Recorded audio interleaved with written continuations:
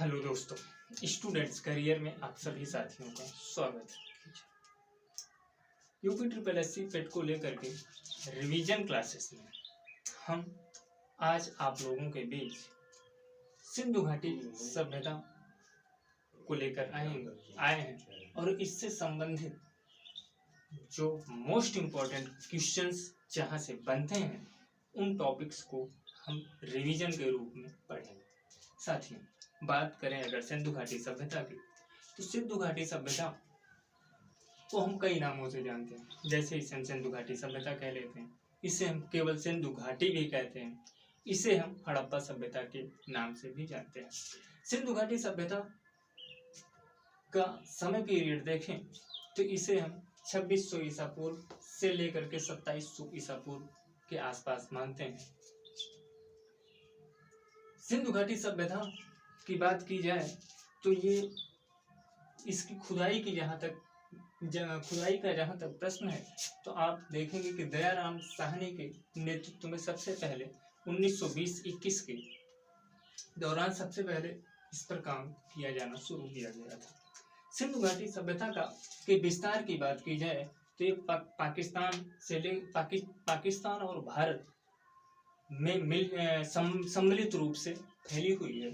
अगर हम मुख्य रूप से भारत के परिप्रेक्ष्य में देखेंगे, भारत के परिप्रेक्ष्य की बात की जाए तो आप देखेंगे कि इसका विस्तार जो है वो पश्चिम में मांडा कश्मीर में जो कि चिनाब नदी के किनारे है।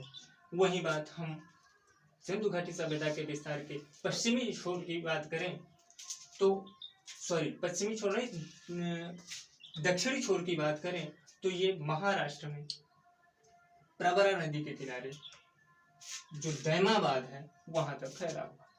उसी प्रकार अगर हम पूर्वी तट की बात करें तो यह यूपी में मेरठ में आलमगीरपुर में जो हिंडन नदी के किनारे है वहां तक फैला हुआ है।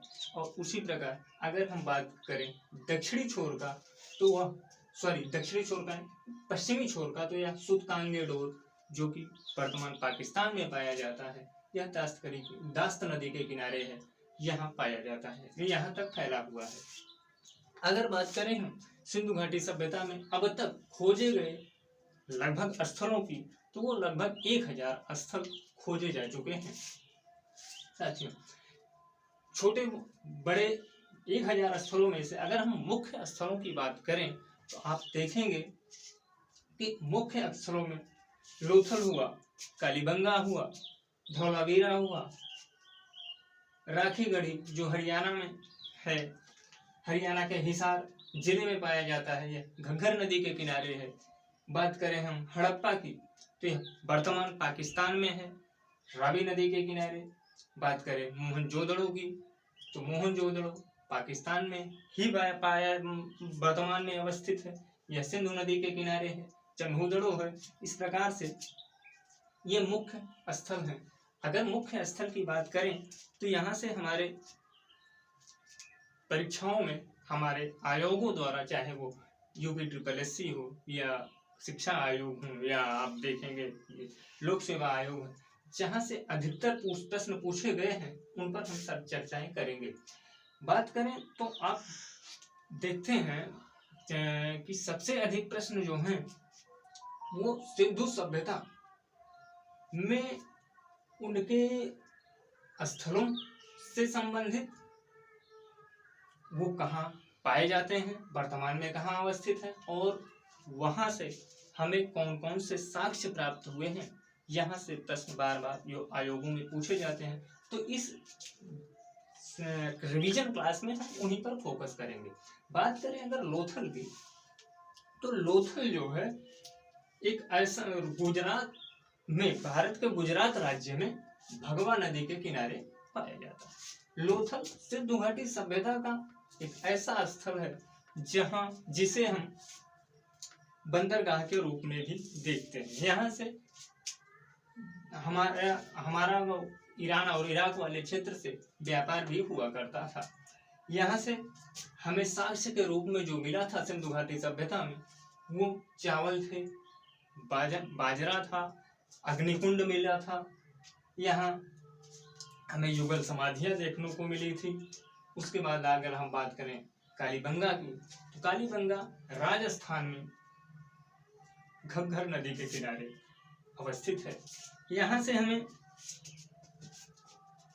जुते हुए खेत मिले थे, नक्काशीदार ईंटें मिली थी और अग्निवेदिका मिली थी। अगर अग्निवेदिका की बात करें या अग्निकुंड की बात करें तो ध्यान देने योग्य बात यह है कि अग्निवेदिका या अग्निकुंड जो है वो हमें लोथल और कालीबंगा दोनों से मिले थे। साथियों, आगे अगर हम देखें तो मुख्य रूप से जो तीसरे नंबर पर हमें सिंधु घाटी सभ्यता का स्थल मिलेगा वो धौलावीरा है। साथियों, धौलावीरा जो क्षेत्र है, धौलावीरा क्षेत्र यह गुजरात में सिंधु नदी के किनारे अवस्थित है। यहाँ से हमें विशाल जलाशय मिले थे, यहाँ से हमें खेल का स्टेडियम मिला था।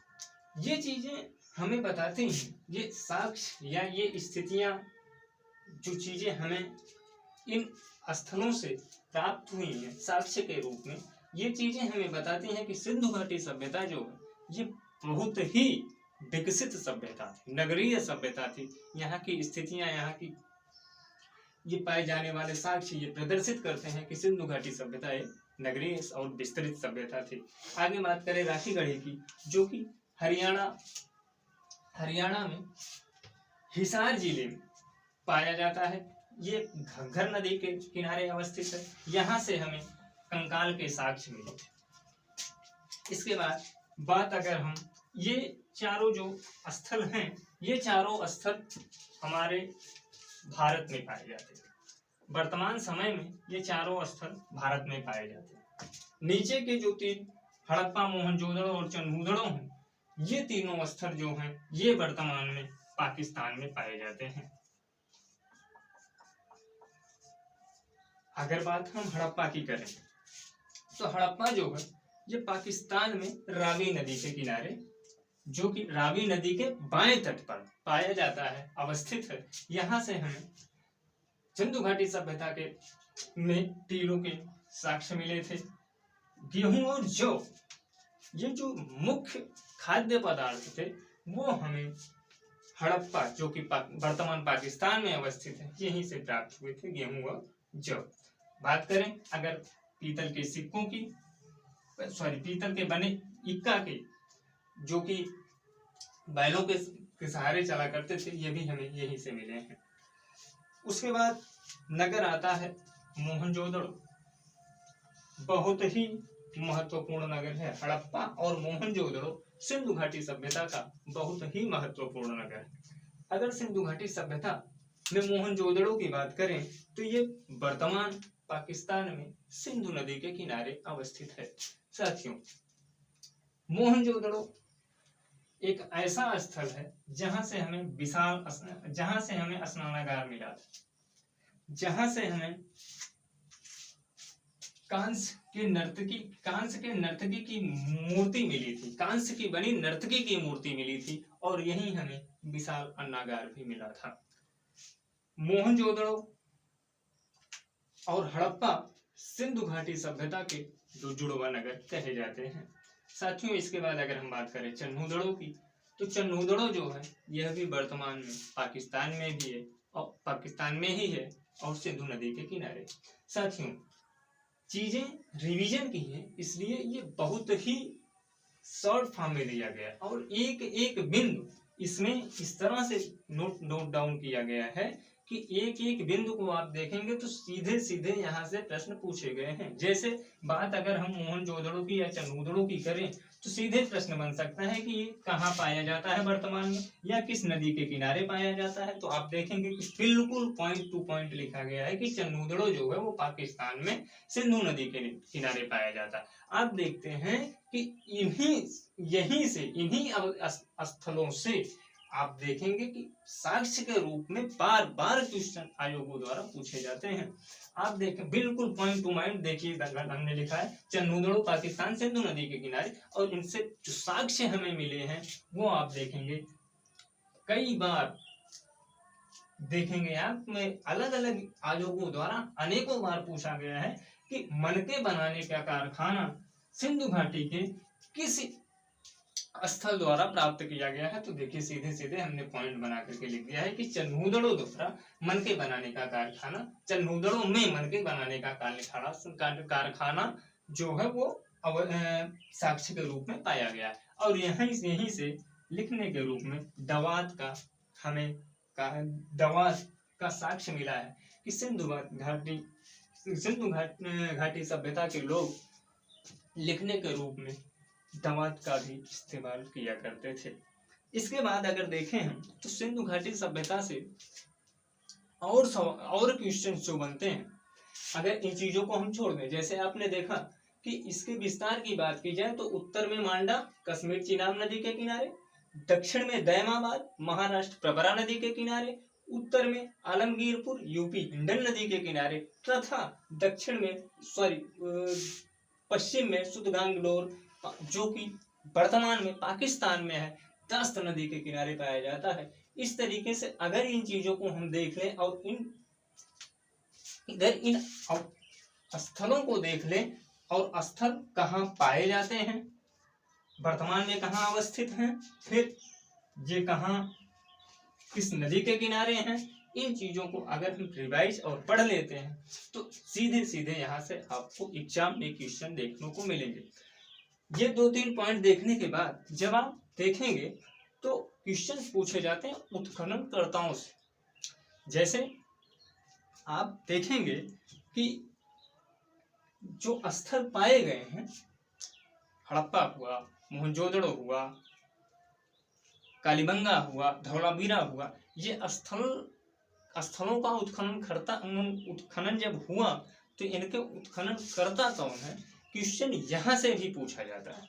तो ध्यान देने योग्य बात यहाँ ये है कि आप देखेंगे तो आप पाएंगे कि पूछा जाएगा क्वेश्चन, मान लीजिए कि हड़प्पा स्थल जो कि सिंधु घाटी सभ्यता का स्थल है, इसका उत्खननकर्ता कौन है, तो सीधे सीधे सवाल पूछा जाता है। और इसके जवाब में आप ये चीजें देख लीजिए कि सिंधु घाटी सभ्यता में हड़प्पा स्थल जो है ये दयाराम साहनी द्वारा ढूंढा गया है। उसके बाद आप देखेंगे मोहनजोदड़ो को, तो मोहनजोदड़ो का जो उत्खनन करता है वो राखलदास बनर्जी जी हैं। अगर आप चन्हूदड़ो की बात करें तो ये एनजी मजूमदार जी हैं। अगर आप रोपड़ की बात करें तो बीएल लाल जी हैं। हाँ, यहाँ एक बात ये है कि बीएल लाल जी जो हैं इनका अभी जल्द ही निधन हो गया, इनकी जल्द ही मृत्यु हो गई, ये ध्यान देने योग्य बात है, ध्यान दीजिएगा रोपड़ के बारे में। उसके बाद हम धौलावीरा की बात करें तो धौलावीरा जेपी जोशी जी ने इसका उत्खनन किया है। कालीबंगा की बात करें तो अमलानंद घोष जी ने इसका उत्खनन किया है, यहाँ ध्यान दीजिएगा। उसके बाद आप देखेंगे सुतकांगडोर एक जगह और था, ध्यान दीजिए कि सुतकांगडोर जो था ये आपका पश्चिम में, जो कि वर्तमान समय में पाकिस्तान दस्त नदी के किनारे जो है, ये सिंधु घाटी सभ्यता का सबसे पश्चिमतम बिंदु है। ये सुतकांगडोर जो है इसे आर.एल. स्टालिन ने इसका उत्खनन किया था। साथियों, इसके बाद आप देखेंगे तो कुछ महत्वपूर्ण पॉइंट हमने नीचे लिखा है जहां से क्वेश्चन यूपी पेट में आपके बन सकते हैं। साथियों, अगर देखें तो आपने पढ़ा होगा और आज वर्तमान में भी आप देखते हैं कि कपास की खेती का जो बहुतायत उत्पादन करता है कपास, तो वो पाकिस्तान इस श्रेणी में आता है कि कपास की खेती में इसका सर्वोच्च स्थान है। आप देखेंगे तो कपास की और सिंधु घाटी सभ्यता का विस्तार जो भी है, ये आप देखेंगे पाकिस्तान का पंजाब और बलूचिस्तान का इलाका लेकर के आप देखेंगे कि ये चीजें वहीं से निकली, वहीं से लेकर के आपका भारत तक फैला हुआ। तो आप देखेंगे कि तो ये चीजें वहीं से उत्पन्न हुई हैं। सर्वप्रथम जो कपास की खेती की गई है उस सैंधो निवासियों द्वारा ही की गई। इस चीज को इस पर ध्यान देने योग्य बात यह है कि सर्वप्रथम कपास की खेती किसके द्वारा की गई है या किसने की है। तो ये दिमाग में रखिएगा कि ये सैंधो निवासियों द्वारा सर्वप्रथम कपास की खेती की गई है। उसके बाद आप देखेंगे कि सिंधु निवासियों या सिंधु घाटी सभ्यता के लोगों द्वारा जो लेन देन की स्थिति थी या क्रय विक्रय की स्थिति थी वो किस प्रकार की थी। तो आप देखेंगे कि तब जो था वो सिक्कों का प्रचलन था नहीं। तो ऐसी स्थिति में सिंधु घाटी सभ्यता के लोग जो थे वो क्रय विक्रय के लिए वस्तु विनिमय का प्रयोग करते थे। वस्तु विनिमय से तात्पर्य है साथियों कि मान लीजिए कि हमें बाजार से ये मार्कर लेना है, तो मार्कर लेने के लिए अगर सिक्कों का प्रचलन नहीं है तो वस्तु विनिमय का तात्पर्य ये है कि ये मार्कर हमें लेने के लिए उन्हें इस मार्कर के जगह पर, इस मार्कर के रूप में हमें कोई दूसरी वस्तु देनी पड़ेगी। यही व्यवस्था जो है, यही वस्तु विनिमय की व्यवस्था कहलाती।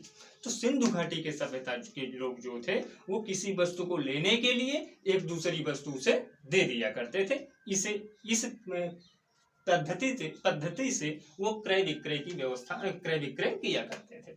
आगे की बात करें तो सिंधु घाटी सभ्यता का समाज जो था साथियों बहुत ही इंपॉर्टेंट है, वो मातृसत्तात्मक था।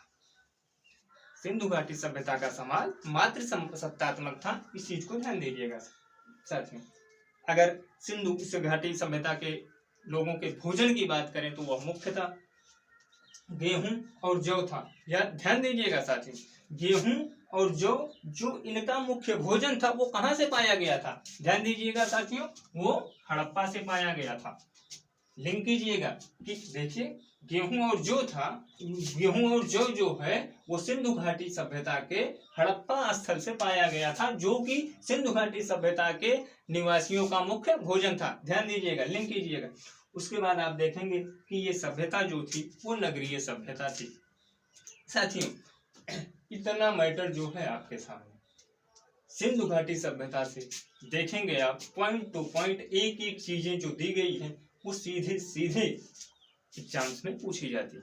आप इतनी चीजें रिवाइज कीजिएगा, निश्चित रूप से आपको यहाँ से प्रश्न मिलेंगे। आप देखेंगे कि ये आपके यूपी SSSC पेट में कितना कारगर सिद्ध होता है। दूसरी बात, हम अभी आपको समय दे देंगे, आप इसका स्क्रीनशॉट भी ले सकते हैं।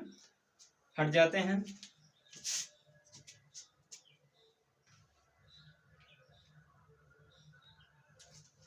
उम्मीद करते हैं कि आप लोगों ने स्क्रीनशॉट ले लिया होगा। साथियों आप इसका रिवीजन कीजिएगा, अपने पास स्क्रीनशॉट रखिएगा। एग्जाम से पहले एक बार फिर रिवीजन करके आप एग्जाम में जाएंगे। निश्चित रूप से आप यूपी SSSC पेट में अच्छे मार्कों से पास करेंगे और 2023 हम उम्मीद करते हैं कि 2023 में आने वाली सभी यूपी SSSC पेट में आप चयनित, आप उस परीक्षा के पात्र होंगे। नमस्कार साथियों।